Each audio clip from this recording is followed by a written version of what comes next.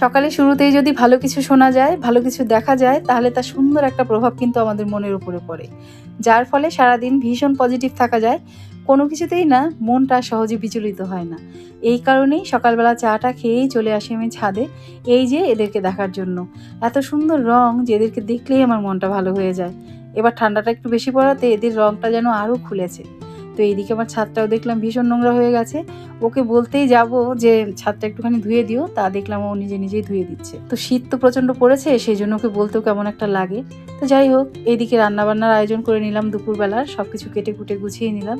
তো আজকে আমার বাড়িতে রান্না হবে একদম পিওর নিরামিষ, অতি সাধারণ খাবার আর কি। বেগুন ভাজা, মেথি শাক, আর হলো ডালের বড়ার তরকারি। এটা মটর ডাল ভিজিয়ে রেখেছিলাম আগের থেকেই, সেই মটর ডাল দিয়ে আলু দিয়ে তরকারি হবে। আর এই যে বেগুনটা দেখতে পাচ্ছ, এটা হলো সাদা বেগুন। তো এই কালো বেগুনগুলোর থেকে না এই সাদা বেগুনগুলো খেতে বেশি ভালো লাগে। আর শীতের সময় তো গরম গরম ভাত, কাঁচা লঙ্কা, বেগুন ভাজা আর একটুখানি ঘি, ব্যাস আর কিন্তু কিছুই লাগে না। এদিকে আমার মেথি শাকটাও হয়ে গেছে, এবার বড় তরকারিটা রান্না করে নিলে আজকের মতো রান্নাবান্না কমপ্লিট।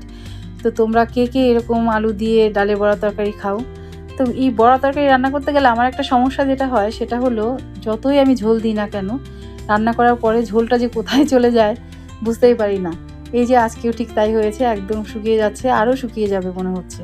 তো এই ছিল আজকের দুপুরবেলার মেনু। যদিও সাধারণ খাবার দাবার, কিন্তু আমার কাছে ভীষণই ভালো লাগে, একদম অসাধারণ, অমৃতর মতো লাগে। তোমরা ভালো থেকো, সুস্থ থেকো।